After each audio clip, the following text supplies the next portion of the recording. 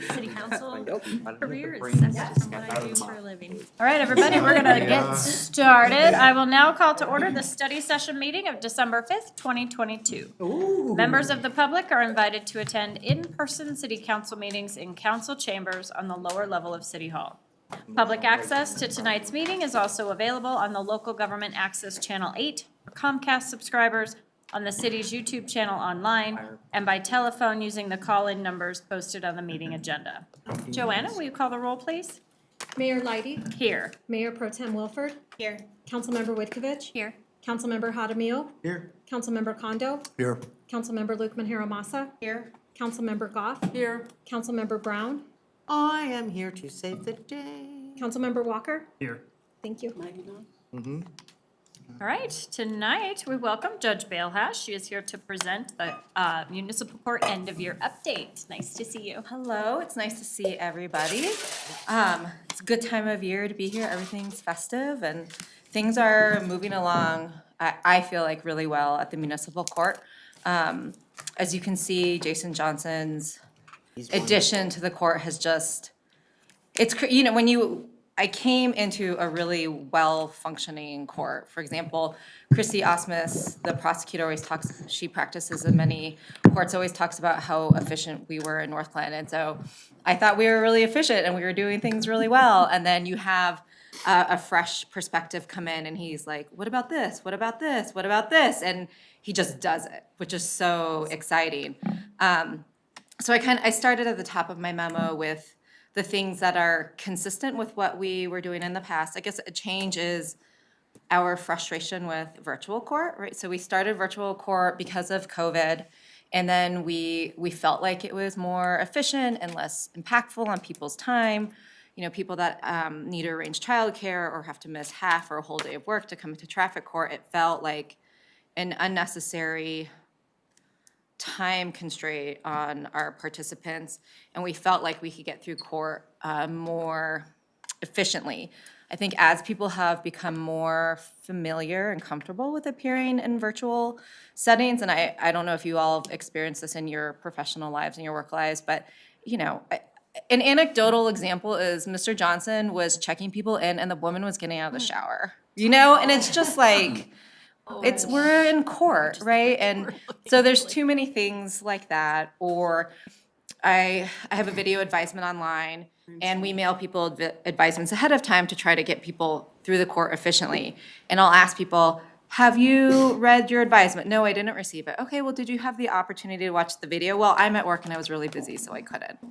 So I think people aren't taking court as seriously as they should. And so I think bringing them back into court is important, and virtual court isn't as efficient as it originally was. It takes, if we have and traffic tickets are up, as you can see from Mr. Johnson's monthly reports, we have a lot of people coming through traffic court, and it will take an hour just to check people in, and because only one person can check people in, as opposed to when people walk in the building, you have 3 or 4 clerks that are checking in, and so I think we're gonna move to in-person court for traffic court. We haven't exactly figured out when we're going to do it, but it's something that we are gonna do.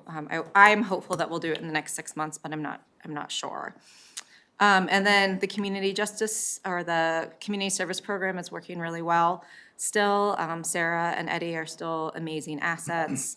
Crew, as you all know, is just this amazing asset, and the relationship that the court has with the Crew program is amazing. So we have it in the traditional sense when Crew first, well, actually, I guess when Jessica first started, where I was sending her to work with people, to where we are now, where we've started the pilot program, but things keep going well.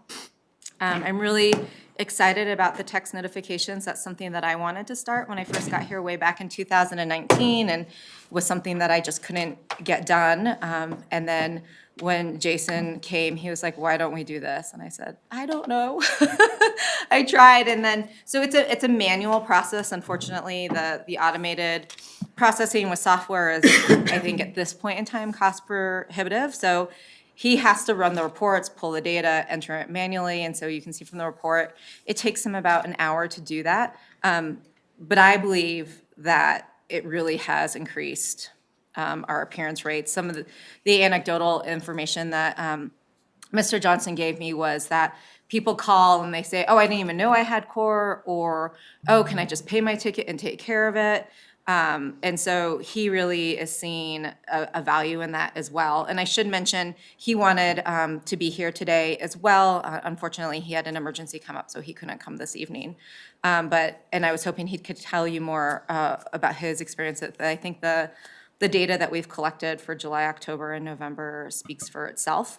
And we will continue doing that because I think it's useful and important. We know when the state of Colorado and nationally, when people started doing bond reform to move away from financial bonds, the biggest research or data point that kept coming up was if you remind people, right? That's why your doctor's office texts you 3 or 4 times and calls you, or your dentist's office or your hairdresser. The reminders are helpful. You guys have all now been enjoying JJ's new monthly reports, which I think it has so much more information for you than the traditional report we had in the past. And so we're hopeful that because he's been giving you more information, our time with you in study sessions or council meetings would be more efficient to do it twice a year rather than quarterly. So we would like your feedback on that and if that is acceptable to you. The customer service survey is on the website. I don't know if people are really using it much. I think we have to do a better job, or I need to do a better job of asking people or letting people know that that's there and it's available and we'd like their feedback. The thing that I'm most excited about is community court. We've had 2 sessions. So our first session was the Friday right before Thanksgiving, and we only had 1 participant at the time. And then we had a session last on Friday, so 3 or 4 days ago. And we had 2 scheduled participants, but it's so cool. We're in the resource room with Jessica and her team. I just have like a little corner and I can record it, so it's on the record because I can bring the recording software on my laptop, and to be in a place where people need resources. And that's the goal of the community court, is for us to meet defendants at where they're at and to encourage them to live in a productive manner where they are not negatively impacting other people in the community, and get them the resources that they need. So for example, one of our defendants that we saw yesterday, she had been in my court a lot when I first got here in 2019, 2020, a lot of panhandling in parking lots and just in a really kind of, I don't want to say aggressive because she's not a very big woman, but kind of a very forceful, kind of striking way. And I didn't know what to do, and I kept having her come back to court and try to figure it out. And then I had her work with Jessica, and then she didn't get a ticket for almost 18 months. And then she came back, and it's, are you coming back because of what's going at home with your partner? Have you started drinking again? Are you still taking your medication? And so for her to meet with Jessica and be able to see me in community court, it's helpful because while she was there, she said, actually, I think my ID is expired. So then she could just walk like 6 feet over to Bonita and get her voucher to get her ID.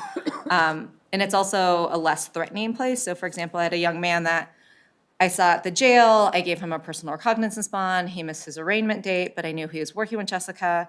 So I can reach out to Jessica and say, hey, Mr. Smith, Miss Court, I've issued a warrant for his arrest, but let him know if he comes to community court, I can quash his warrant and we can get him back on the docket. And it's not scary for people, right, to go to the resource room as opposed to going literally up a hill, like into a building that's connected with the police department. And so it's really exciting, and we're very pilot, we're very rough. I'm kind of figuring it out. My goal is for it to really function like a treatment court with incentives and sanctions. But right now, I kind of want to get the word out that it's a place where people can come to court and it can be safe and they can be honest, and I will hold them accountable for their actions, but that doesn't mean they're going to go to jail or get a fine or have a sanction that isn't going to benefit them, right? The sanctions I'm talking about are, write a schedule why you missed this, or write a paper about why you drank, or, maybe you do have to do community service. But the sanctions are geared towards helping people maintain, I guess, a pro-social lifestyle. So that's what I'm most excited about.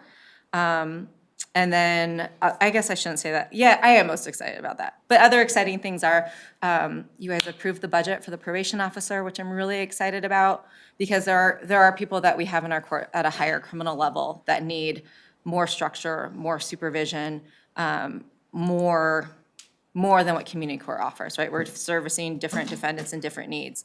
And so the probation officer is gonna really give our community a lot more options for getting people law-abiding and successful. And then I'm also really excited about getting a designated clerk for the city prosecutor. And I'm excited about going paperless. So it's been an amazing, JJ started in January, so it really has been an amazing 12 months, and I'm really excited for what we're gonna be able to accomplish in 2023. Questions? Yes, Councilmember Condo. Thank you, Madam Mayor. So I am curious, when you say it takes an hour to generate, is it an hour per text message, or what, how much time? He's the one that does it, but I'm pretty sure it's an hour for the whole thing. So he has to run a report from Full Court, which is our software system, and then I think enter those phone numbers into the software system, and then send out the message. Okay, so it's not an hour per text message? Correct, yeah. It's an hour total for Sitting there the, doing that yeah. math. I wonder, and I'm just expressing this as a wonder, I mean, obviously, we sending text message reminders to pay your water bill and that sort of thing. Is there opportunity for synergy to share, if it's a very expensive system, to timeshare that between the court and the city? Is that an option? So we use Full Court, which is like Justin Information Services or something like that. And so I think that if Mr. Johnson felt that it was worth the budget increase to take that hour off his plate, I think he would do it. I trust him in managing our court budget and knowing where his time is spent versus what is needed.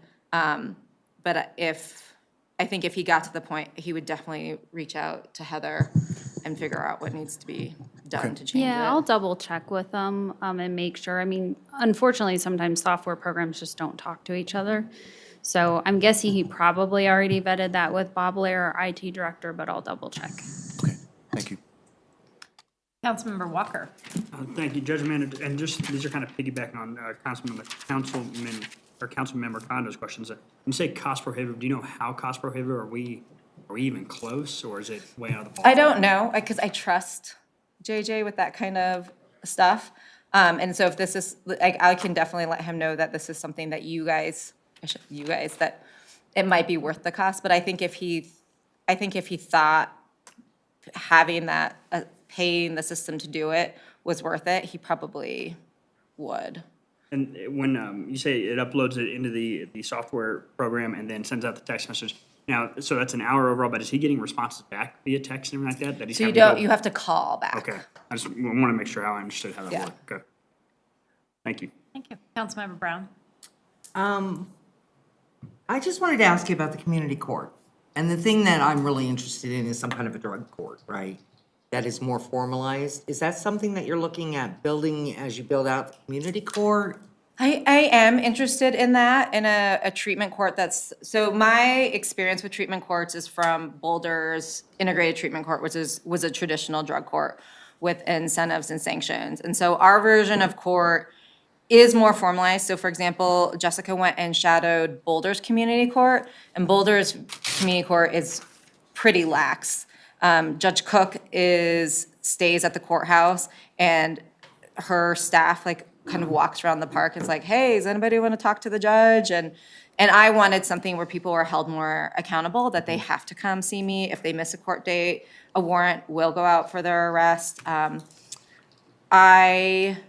am interested in a treatment court or a more formalized drug court. I think it depends on the needs of the defendants. I think one of the things that Jessica has expressed to me is, for some people, we don't need to make sobriety a condition of their success. And if we can get them working and housed and off the street, and we're not forcing sobriety on them, we could lose people that would otherwise benefit from our program. And Brighton, the 17th Judicial they have two treatment courts. They have a veterans court and they have a formalized drug court. So people that are getting charged and getting felonies or higher level crimes are being serviced by treatment courts in the 17th Judicial.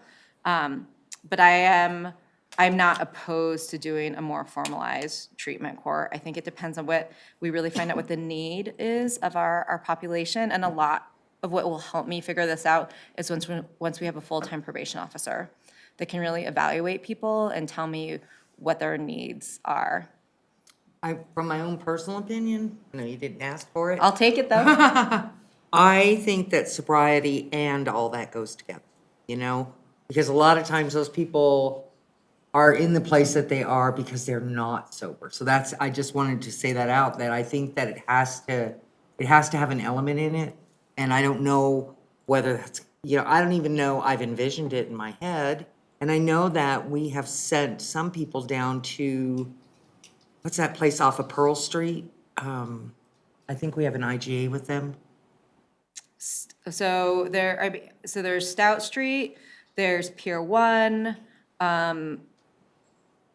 Step 13.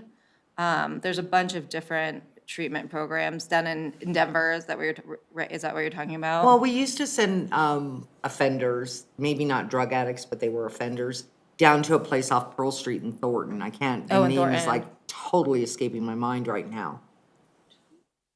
I'm looking at Chief because he's looking at me. Do you have any guidance, Chief? I mean, right now, we do not have a detox center, Yeah, right. and so that's that's something that the county is working on. I think you might be. You're right. That is what I was thinking of. Yeah, so the link is a juvenile assessment center. Okay, because I've gone down there several Yeah. times just to see their operation and, give my opinion, because that's Yeah. what I like.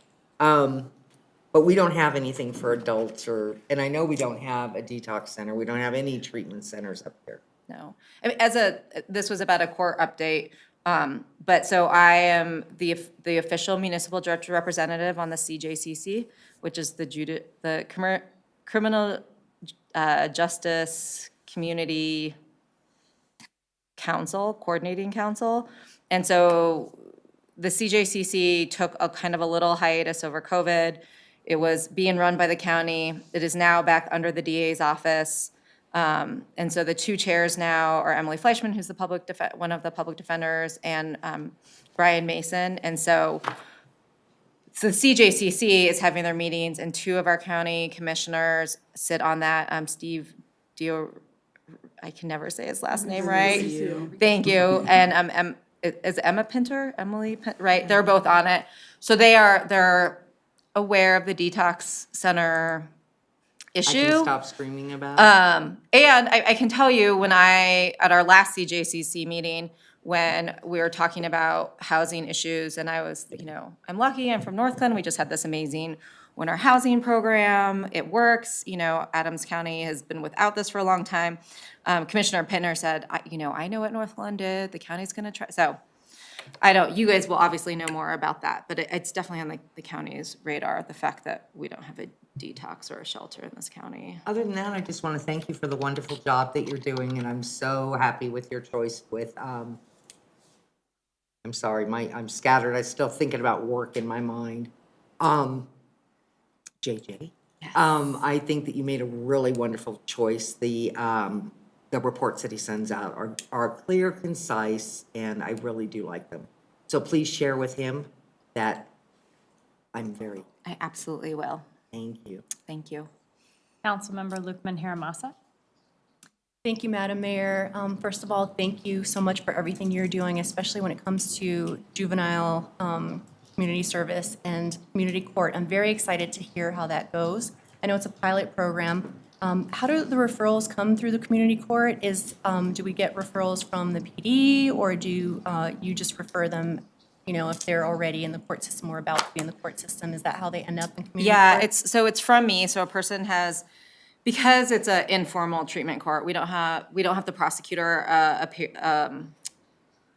participating, and we don't have a public defender participating. So it has to be a person that has already met with the prosecutor, entered into a plea bargain, has been sentenced to probation, and then it's a voluntary program, and I explain it to them.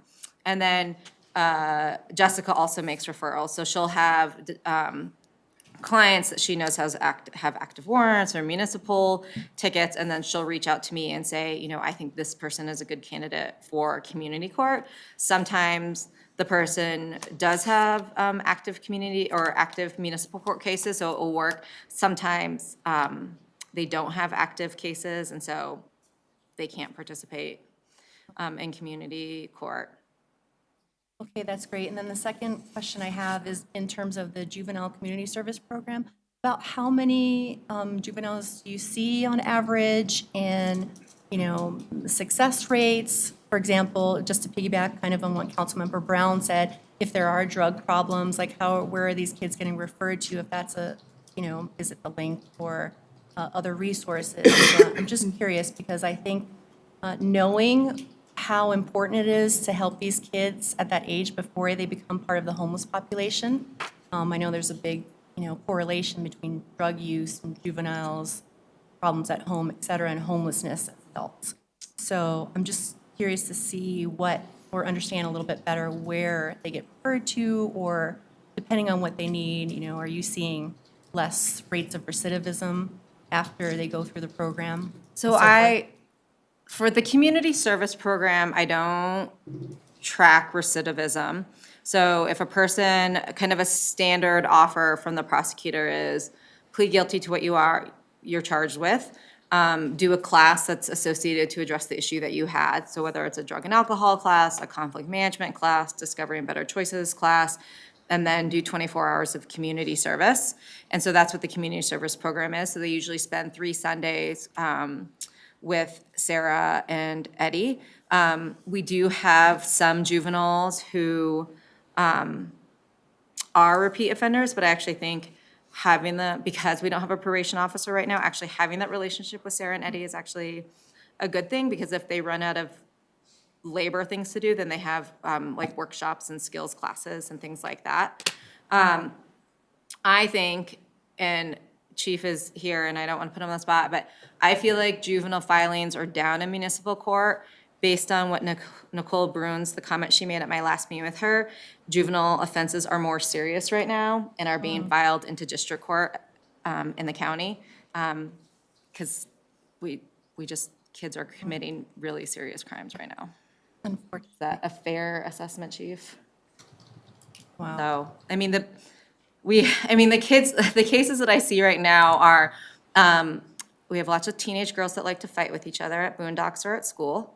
So those are kind of the low-level cases. And then, you know, we still have the kids that are getting, you know, caught at school with marijuana or at the park.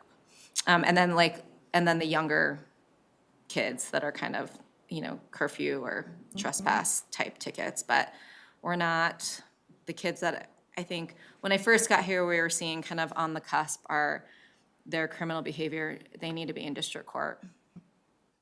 Thank you so much. You're welcome. Councilmember Goff. First of all, I also want to thank you. This is exciting to see the changes and the improvements that have been made. So definitely, that's much appreciated. I had also a quick question about there's a customer service survey.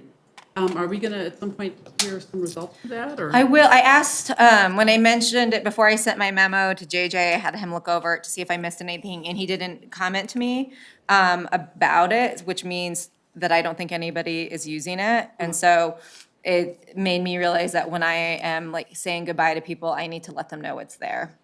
Okay, great. And then the twice-a-year reporting sounds fine to me, if we get to that point. All right. Thank you. Mayor Pro Tem Wolford. Thank you, Madam Mayor. Thank you, Judge Bilhash. So much good information here.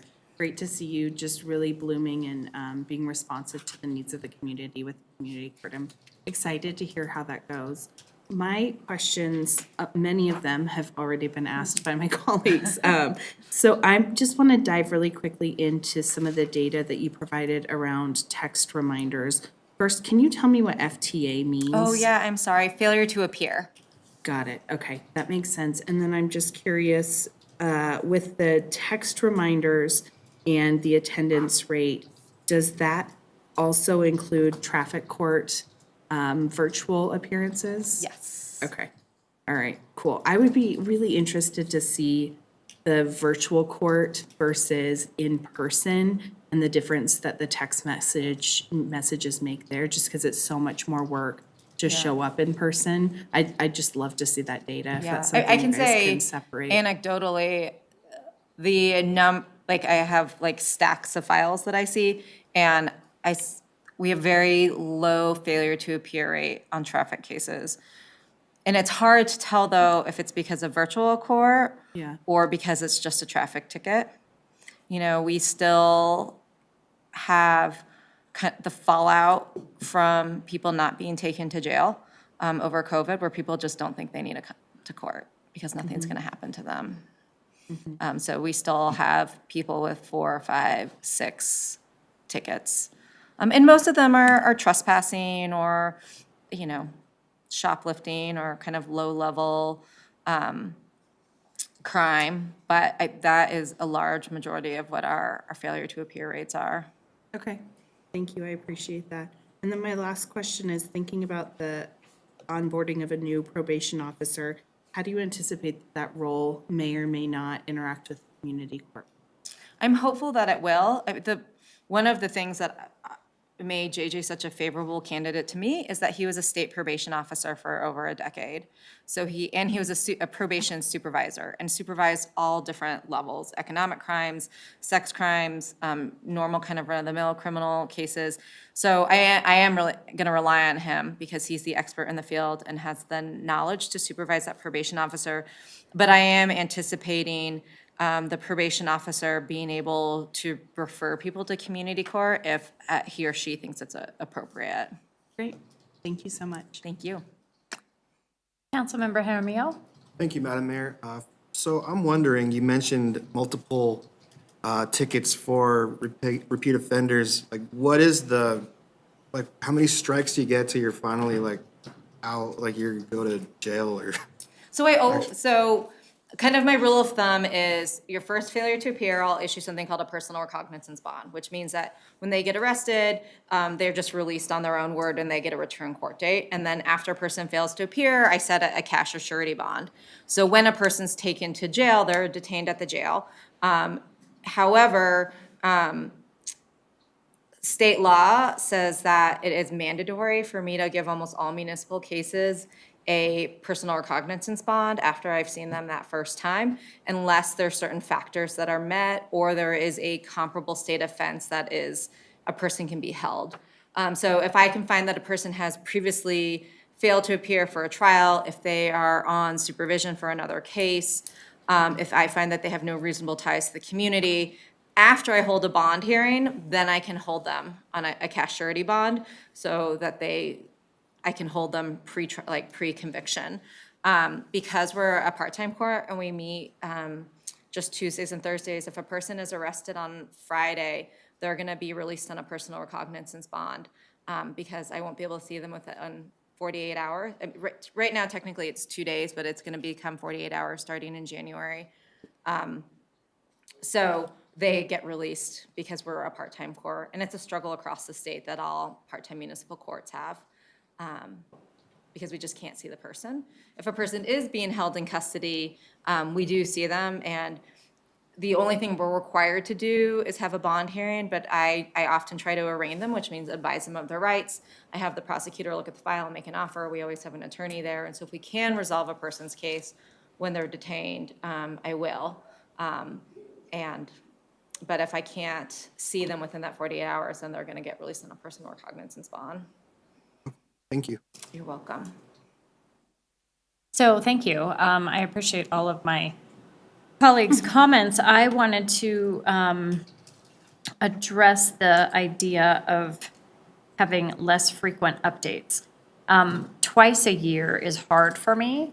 And so I kind of wanted to hear a little bit. I appreciate the quarterly updates from the court. Is there a reason to go from 4 to 2? I guess I just don't really know what I feel like I don't have a lot to tell you in those short blocks. Okay. But if that's okay with you guys, I don't mind coming quarterly. You know, I feel like it's gonna be a lot of the same because not a lot's gonna happen in a 3-month period. as far as substantial changes. Well, and is there a way to split the difference and do 3? Yeah. How does council feel about that? Can I- My only comment or suggestion about bringing this up earlier is just that we're going to be asking the CCPP to report more often. And I just thought we might get to the point where we're getting somebody reporting to us, taking up time that we could be doing something else. So Well, the only thing I would say is different is that Judge Balehash is actually one of our employees, and we don't spend as much time in her court as we do interacting with other parts of the city. So I feel like we need to maintain clear communication, and the more the better. I'm having a hard time dropping 4, but I could support 3. But I think it's just different because we supervise that. Okay. Yeah, I mean, that's fine. Councilmember Brown? That totally makes sense to me, Mayor. I had some real reservations of dropping from 4, only because in the past, before even the last judge, city council didn't interact as often, and, it caused problems. I'm not saying that you need us to supervise you or anything like that in any way, but I just think that when we started going on the quarterly meetings, I felt more comfortable with how things were going. I mean, you're doing a great job. You present us with great stuff. And I understand, not knowing if you're preparing the right stuff or what we're gonna have to speak about. But I really think that the face-to-face meetings are important. Because if we drop it down to 3, which I'm okay with, we only have 3 opportunities to do an evaluation of you off of. You know what I mean? And I don't know if that's really fair to you, that we've only interacted with you 3 times and might not be able to hear some groovy stuff that you've done. That's my only comment about that. If the rest of my peers think that we should do 3, I'm fine. I just don't want to lose contact nor not give you the attention that we said that we would do when we hired you. So that's my comment on that. Can I just do one more? So you talked about the lady getting out of the shower. I have one that will beat you. Guy drops either his soda, his water, his drink on his lap and takes his shorts off right in the middle of our Zoom meeting. Just stood up, dropped his pants. He totally forgot that he was being videotaped. He's no longer a state employee. But yeah, you're just sitting there going, okay, I'm gonna turn my screen off because I'm about to do something wrong. But those are my comments on dropping from 3 to 4, Mayor, Okay. or from 4 to 3. How does anyone else want to weigh in on that? Are you good with 3? Jay, what do you think? You look like you're wavering. Well, I do know that, we have more, we're looking at doing evaluations now with the city manager and the city clerk, and, we see them once a week, and we work with them more often.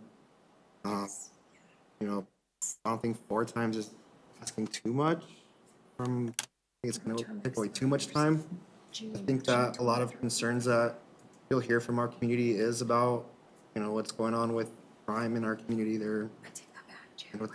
I think it's good to stay up on everything, and, I agree I with could that go with 4 point. and, I could go with 4 or 3, but that's just what I'm thinking, is like, we don't see the judge, or we see the JJ more, but I think it's just, it'd be good. I don't think 3 is bad. I thought 2 is not enough, definitely.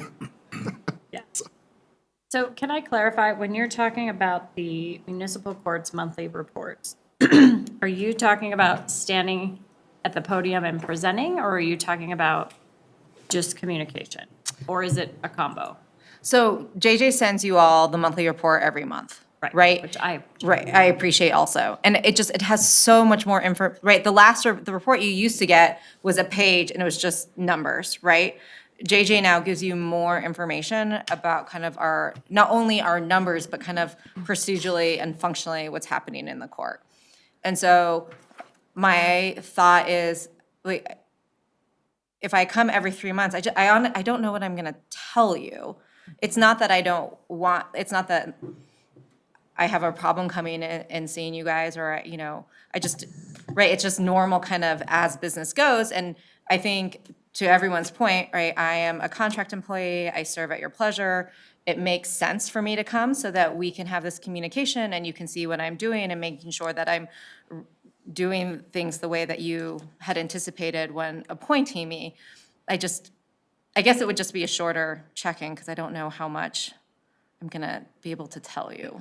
Does that make sense? Well, so I think what I'm hearing you say is that because the monthly reports that he submits are more thorough, that you don't, well, that possibly an in-person meeting doesn't have to be as frequent. Because we Correct. have all of that information. Correct. Okay.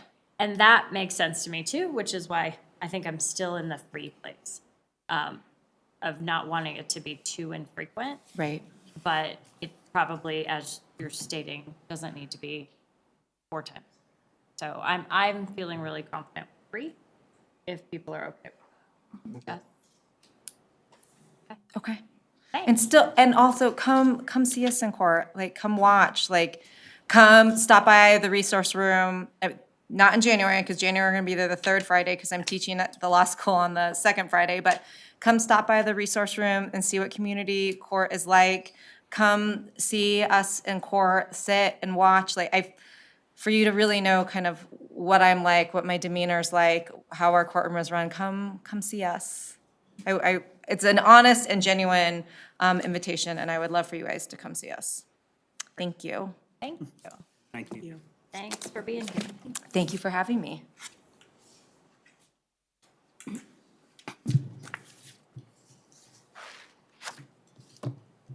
Are there any other items for council? I mean, for this part. Okay. I'm going to adjourn the study session.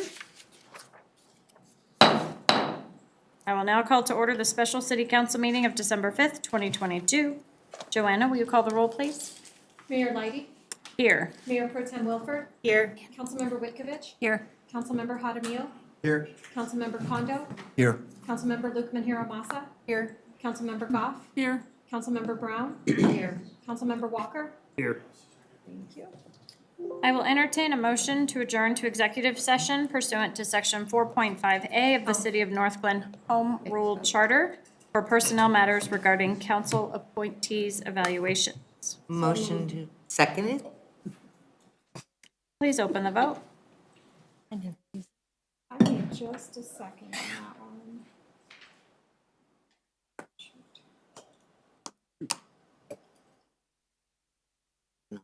Oh. I don't want to minimize it. I like looking at it. Somehow, we get. Okay, the vote is open now. Please It vote. was down. Take my bit, okay.